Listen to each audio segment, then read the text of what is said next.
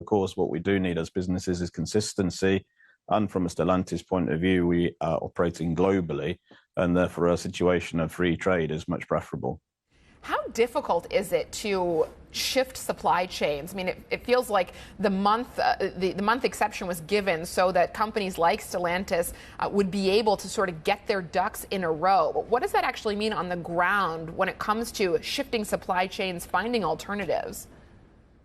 Again, if I talk about a UK situation, then when we are looking to manufacture a vehicle, then these projects are many, many years in the planning, including the sourcing of components. So it's not something that is doable in that kind of time frame.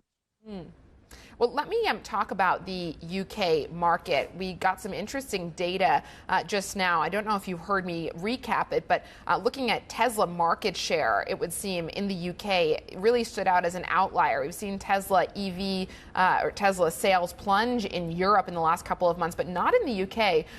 What insight can you give us as to demand overall for EVs in the UK and how market share is evolving? Yeah, Tesla had a particularly bad month, I think, in January in the UK and recovered a little bit in February. But of course, what we're dealing with here in the UK is something that's called the SAV mandate, which compels the manufacturers to move from 22% mix of electric vehicles in 2024 towards 80% in 2030 and a full transition to electric vehicles ultimately. And so what you see in the marketplace in February was around 25% mix of electric vehicle sales, but crucially, that was within fleet and business sales. When you look at the private consumer, actually only 15% of consumers chose to go electric in February. Only 15%, that's interesting and perhaps a little bit underwhelming when you think about the direction of travel. What's holding consumers in the UK back from embracing EVs more?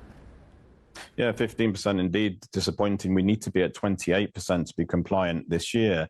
And I think what's holding us back is the lack of a 360-degree plan in terms of course, the manufacturers come in with products, and I think we've all done our bit. If I look at Vauxhall in the UK, then we have the Vauxhall Frontera now at the same price, whether it's electric or petrol or diesel. But we also need charging infrastructure support to be in place and probably ahead of where the requirement is in order to encourage consumers. And of course, the final bit is the compelling of customers to choose electric as well, which creates demand in the marketplace. And on the charging front, then of course, we want to go further than just produce cars. We have created a campaign, Electric Streets of Britain, to try and encourage our customers to tell us where they would need to see on-street chargers. And we will work then with local authorities, with government, to try and make sure that they understand where that demand is and that we can support the installation of those chargers. You know, it's interesting. It's hard to piece out how much of the onus of responsibility should fall on the government versus private companies here when it comes to creating appropriate charging infrastructure, getting it where customers or where drivers need it to be. How do you think about that distribution of responsibility?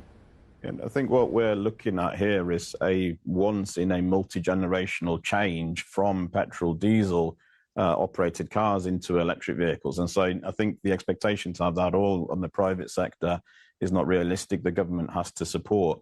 And through the electric van adoption report, Vauxhall have identified that the level of charging infrastructure is not at the right level for what customers and companies would want for that transition.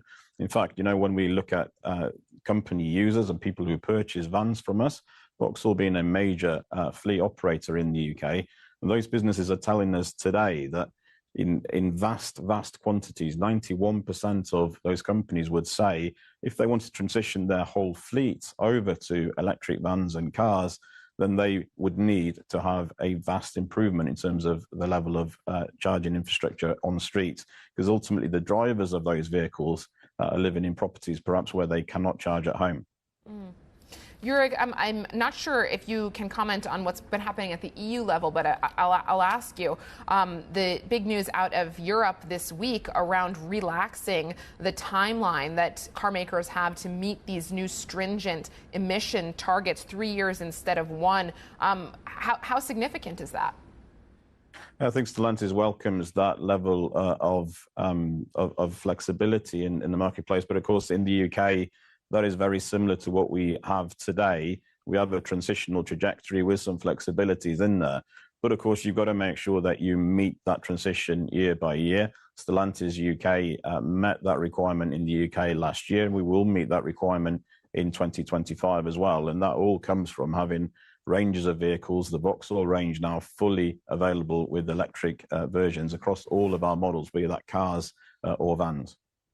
Are there any implications for pooling arrangements? Stellantis, I know, has pooling arrangements in place whereby they can buy credits in from the likes of Tesla to meet these targets. If they now got 3 years instead of 1, is there any rethinking there around these pooling arrangements? Yeah, the pooling arrangements are something that is different from the UK because, of course, I have to operate within a different set of legislative controls here in the UK outside of Europe. And so we don't have, at the moment, any agreement for the UK to pool.